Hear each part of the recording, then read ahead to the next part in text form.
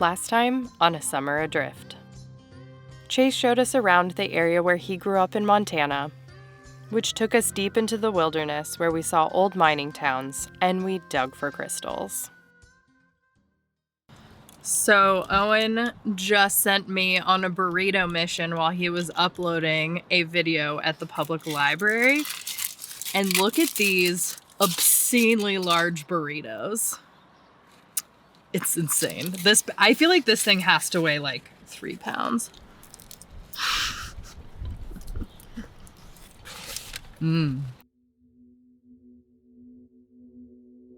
With Butte in our rearview mirror, we headed into Bozeman for groceries before pressing further down the road.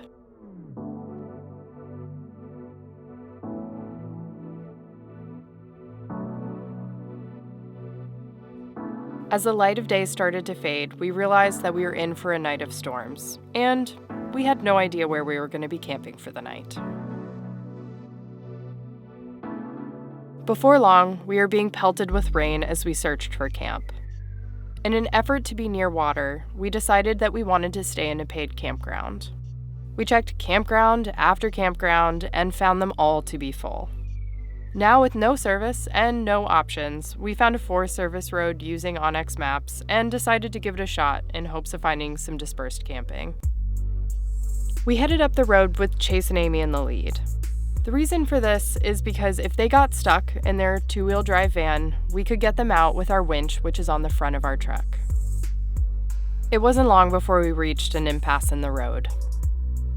The washed-out section was too much for Bowinkle, so they set about turning around on the narrow section of road. One more spot. So I guess we'll just try to back up. Okay. Good. Keep cutting it. There you go. After making it off the mountain, we drove around for hours looking for a safe place to park. It wasn't until nearly midnight that we found this pullout that we called home for the night.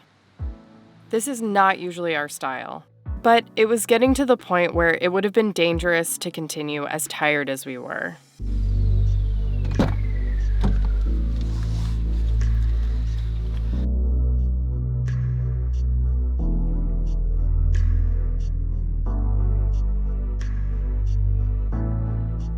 After a brief and sadly unsuccessful fishing stop, we got back on the road. No!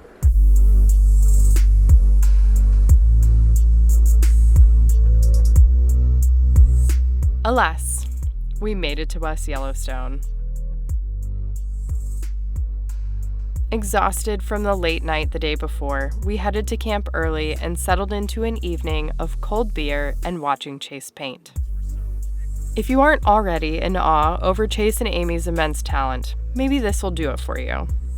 Chase paints highly detailed, scientific renderings of different native fish species in watercolor. His process is as thorough as it is beautiful.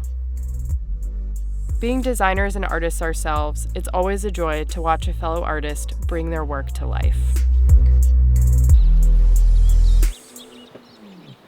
We woke up to a pristine Montana morning, feeling refreshed and ready for pancakes.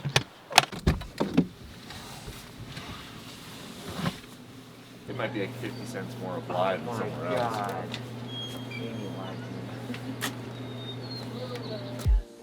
Chase and Amy raved about this spot, so we couldn't come to this area without trying these legendary pancakes for ourselves.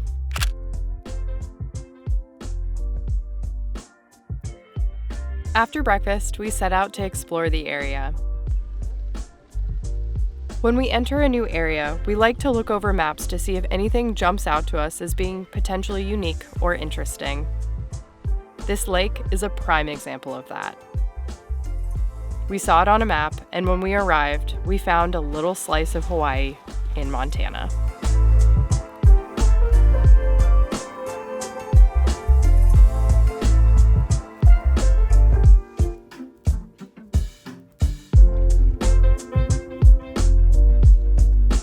With water this inviting, it didn't take long for Owen to get in.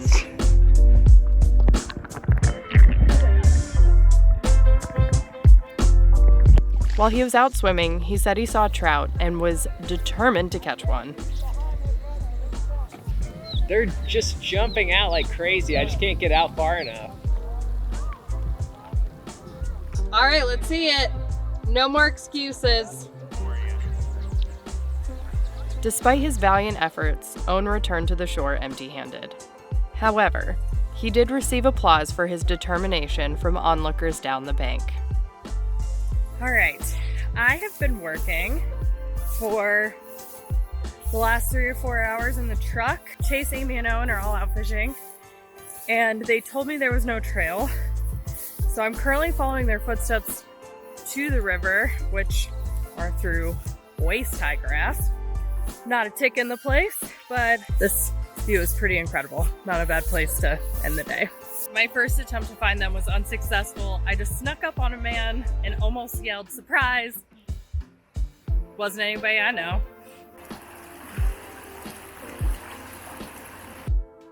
Eventually, I found them, but with a view like this, I was in no hurry to get there.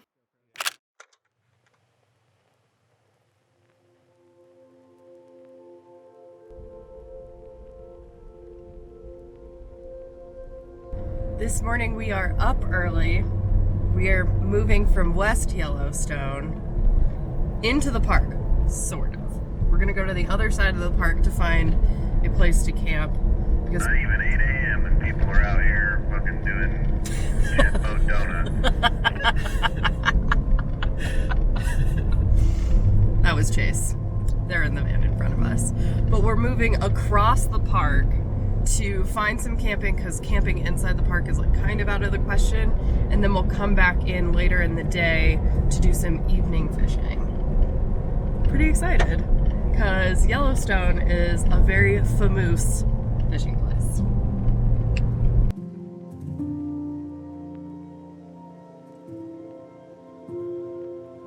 Yellowstone National Park, a place that is both familiar and foreign to us. Even though we've been here a few times before, we had yet to venture past the main attractions and deeper into the farther reaches of the park.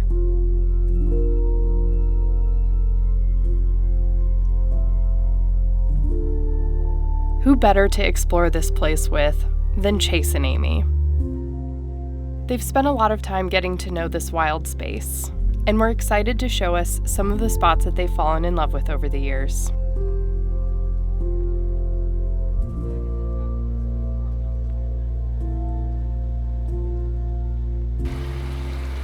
Petrified wood right there. Wow.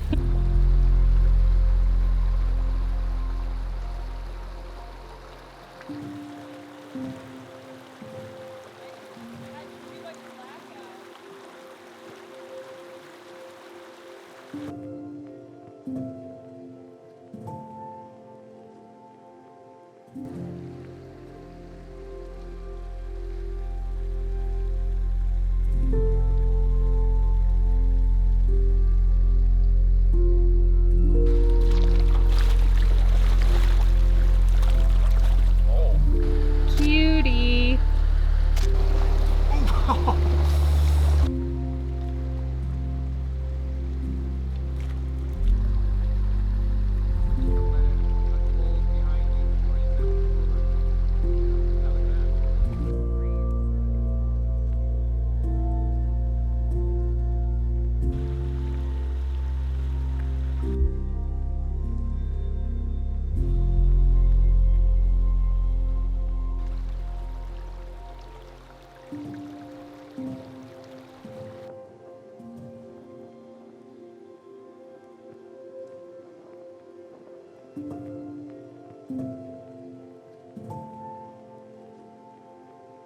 You are a gift, you're precious, don't let anybody ever tell you anything otherwise.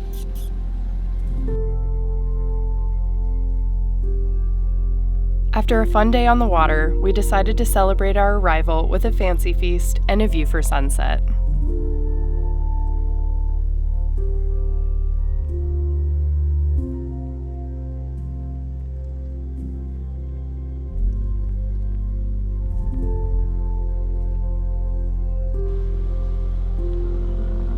Before we knew it, a massive parade of bison descended on our little roadside spot. You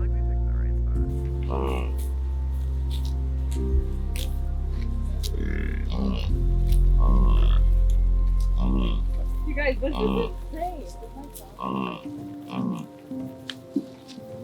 It's not advisable to get this close to bison, as they can be aggressive during mating season. However, the encroaching herd blocked us into our spot. We had no choice but to sit back and enjoy the show.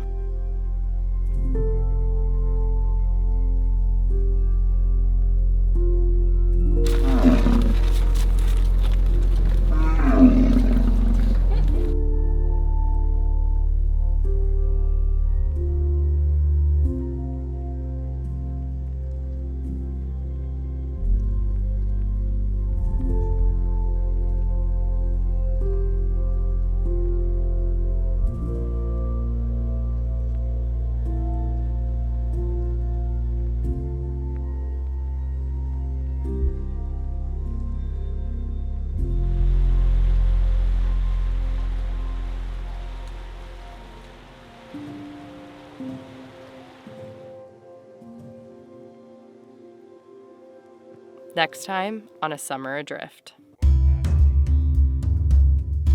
my gosh.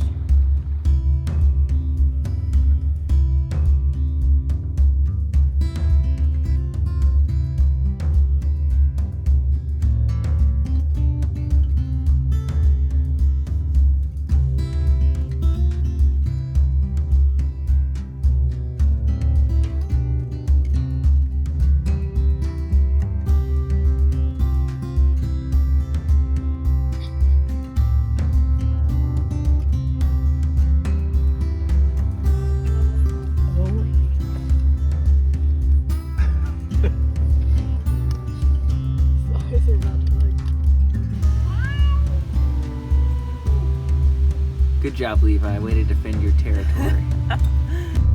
That guy was really giving a master class in selfies. See him bobbing up and down, trying to get himself in the frame.